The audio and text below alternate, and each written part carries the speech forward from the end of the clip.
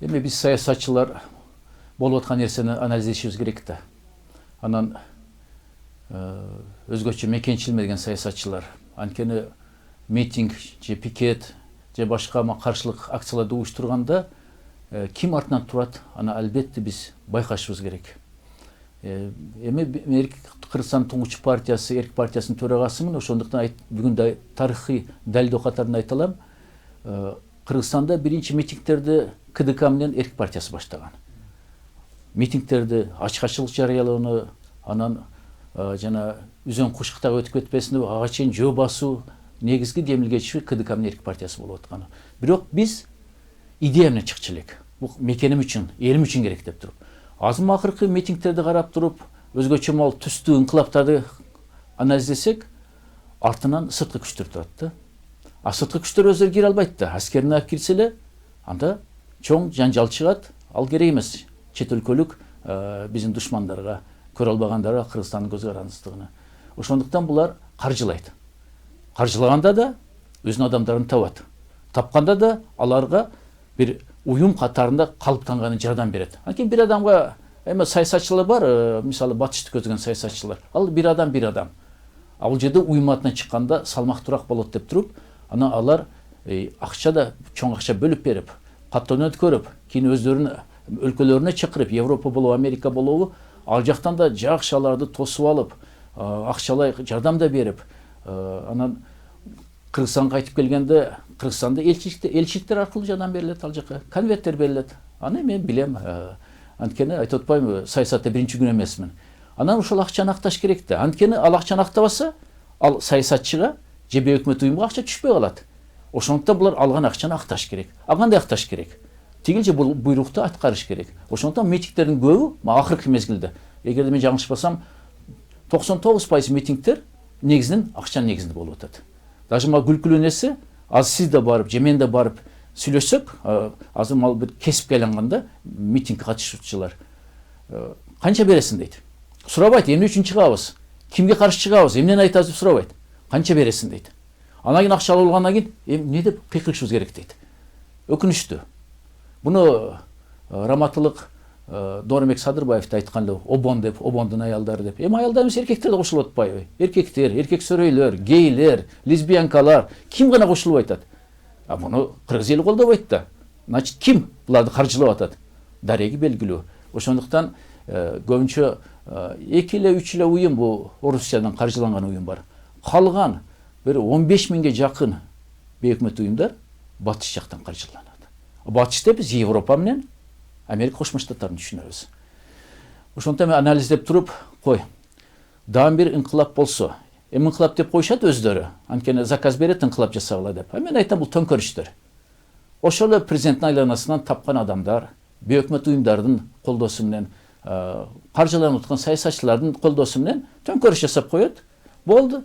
Анан кийин эле өздөрүнүн саясатын өткөргөнгө аракет кылышат. Бул нерсеге бөгөт коюу үчүн албетте мыйзам керек.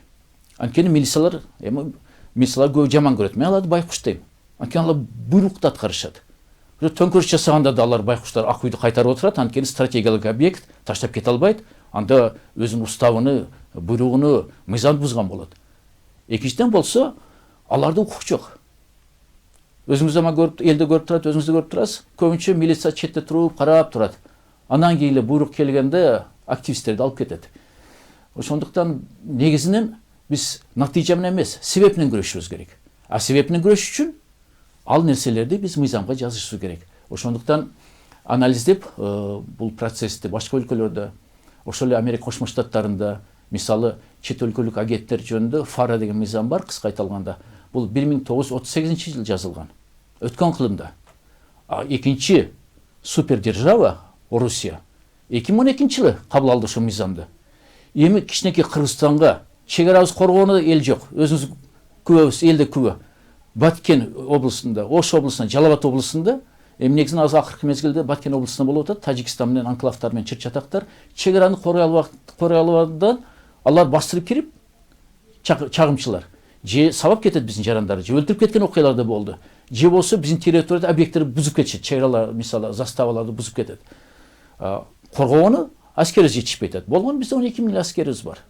Ошондуктан 99-жылы да мына өзүм ал согушту барып сүйлөшүп токтотуп, мажахеттерди чыгарып Кыргызстандан, барымтада кыргыз, япон барып бошотуп келдим. Карасам, туткундан кимди бошоттум? Милицияларды.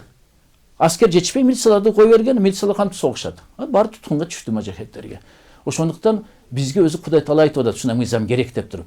Ойлонуп 2013-жылы ошо мыйзамды жазууга кириштим.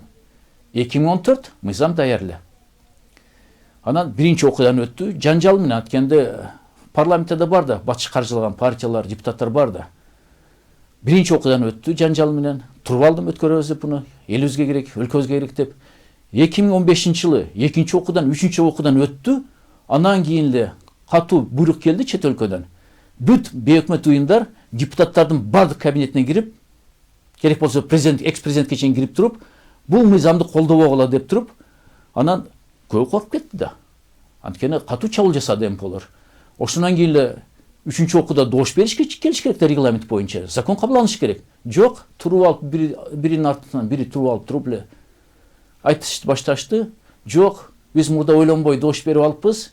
Эми 3 окуудан өтсө да экинчи окууда режимге кайтарабыз дейт. Бул түздөн түз Кыргызстандын жогорку кеңешинин регламентин бузуу, мыйзамын бузуу болду да. Биз демилгечилер эми мага кошулуп, Кудайга шүкүр, Нуркамил Мадалиев Эрк партиясынан жана Надира Нарматова Ата журт партиясынан кошулду үчөөбүз. Үчөөбүз жан талашып кыйкырып атабыз. Көпчүлүк жокко чыгарды аны. Жокко чыгарганда да кызык болду. Америка Кошмо Штаттарында июнь айында чакырып калышты эл аралык комитетте. Мен да ал комитетте мүчөмүн. Баарына жол керен төлөп атат. Мейманкана, тамак ашыны мага келгенде эч нерсе жок.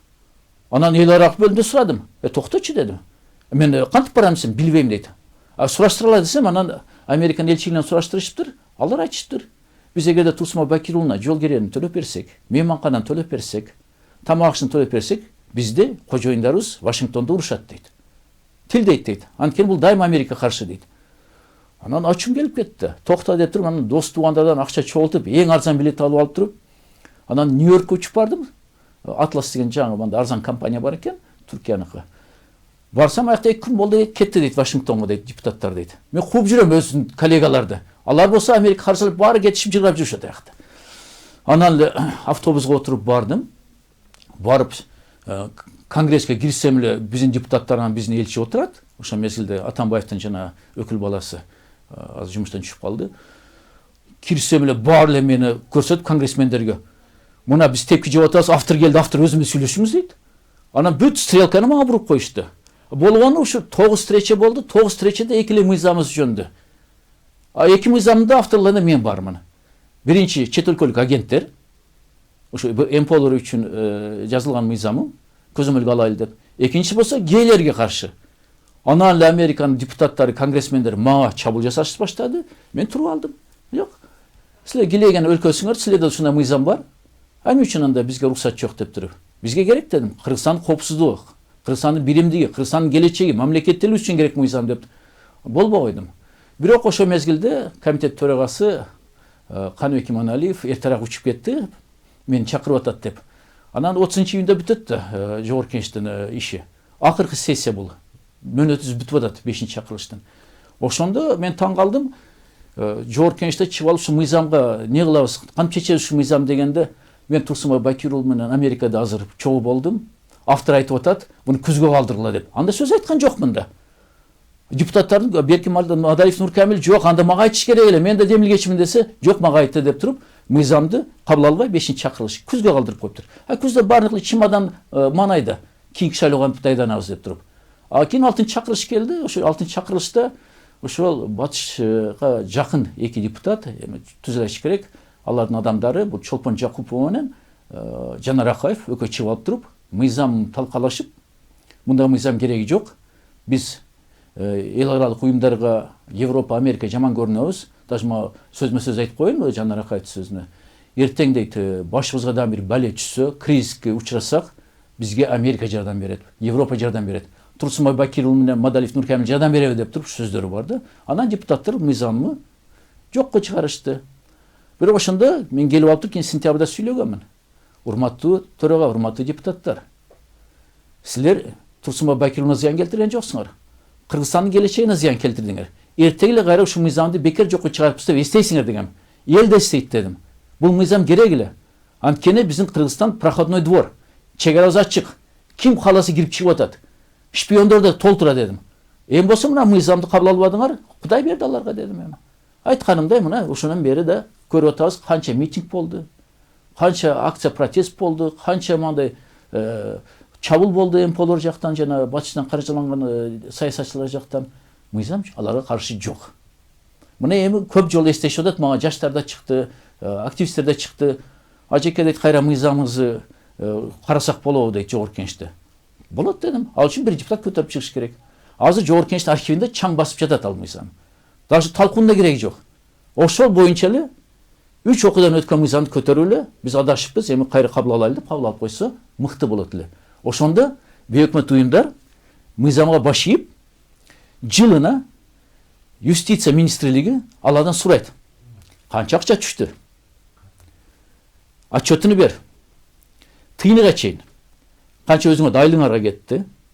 Канча ишмердүүлүгүңөргө кетти? Эмнени сатып алдыңар, эмнеге жумшадыңар, кимге бердиңер деп. Ушуну окуп алгандан кийин, конечно, бейөкмөт уюмдар, МПлор вайдат деп эле кыйкырышып эле кабинеттерин, депутаттар кабинетине кирип, Атамбаев кирип чыгып, Атамбаев мурда колдоп аткан эле. Аны ал да колдобой койду да мыйзамды. Анан ушул негизги коркунуч аларга ушул жаратты. Анткени алган акчага отчет бергиси жок.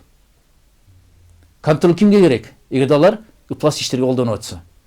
Жакшы колдонсо, бейөкмөттөр бар, жакшы бейөкмөт уюмдар. Мисалы, майыптарга жардам берип аткан, аялдарга, жетим балдарга, же экология жардам берген бейөкмөт уюмдар. Алар коркпойт. Корккону саясатташтырылып кеткен бейөкмөт уюмдар. Ошон үчүн мен дайыма айтып жүрөм, жогорку кеңеште да, интервьюларда айтып жүрөм. Силер чет өлкөдөн акча алып атып туруп, анда саясатка киришсеңер, устаңар жол бербей атат го. Же анда силер саясий партия болуп катталгыла, же болсо саясатка киришпегиле деп. Андай десең, алардын кызыкчылыгына мен чоң сокку берип атам. Анткени булар саясий партия болуп катталса, Кыргызстандын конституциясында мыйзамдар жазылып турат. Саясий партия чет өлкөдөн каржыланбайт, чет өлкөдөн акча албайт деп. Бул акча алганын көнүп калган. Булар жана паразитти канды соруп көнүп калган. Эгерде кан жок болсо өлүп калышат бардыгы. Буларда ушул чет өлкөдөн келип аткан акча паразитизмди тудуруп атат да. Ошондуктан булар саясий партия болуп катталгысы келбейт. Бирок ошол мезгилде бейөкмөт уюм болуп катталып алып туруп, алар уставдан чыгып кетип атат. Карасаң саясий митингде ошолор, карасаң шайлоолордо ошолор, карасаң парламентке, президентке, өкмөткө бүт барына катуу чабуул жасагандар ошолор. Буга да бейөкмөт уюм. Кана булар адам укугун коргогону? Бул жерде жыттанбайт адам укуктары биякта. Ошондуктан бул мыйзам керек эле. Мындан тышкары, эгерде чет өлкөдөн каржыланса, менин мыйзамым боюнча, анда далилденсе, Америкада, Россияда ошол бейөкмөт уюм чет өлкөлүк агент деп статус алат. Анан канчалык алар менен дебатка чыктым. Ошол Төлекан Исмаилова, Азиза Абдрасулова, белки Динара Шырахунова, бүт баары ошол батыштан каржылангандар. Алар атайын эле сөз кылып албадыбы? Агент деген сөз жакпайт, эл түшүнбөйт, биз баары шпион кылып алат деп. Айтат да шпион да булар. Анан жакшы, Муфтибек Абдулдаев көп китепти окуйт экен, туруп алып айтты, мен сунуш берем дейт, анда дейт. Анда агенттигин ордуна тынчы деген сөздү кошуп коелу деп. Анан мээлдеп чет өлкөнүн тынчылары деген атадык мыйзамды. Ошого да каршы болушту. Ошентип бул жакта мен жеңилген жокмун, мыйзам өтпөй калып. Бул жакта элибиз жеңилди, мамлекетибиз жеңилди. Өкүнүчтүү. Анан бул мыйзам болгондо юстиция эгерде уставыны бузуп аткан болсо, жана андай бейөкмөт уюм мен адам укуктан коргойм деп саясатка киришсе эле, анда лицензиясын ажырайт эле, анда каттоодан чыгып кетет эле, ал уюм жок болот эле. Ошондуктан буякта эл аралык уюмдар да, элчиликтер да, башка өлкөлөр да катуу чабуул жасады. Өкүнүчтүү биз азчылык болуп калдык.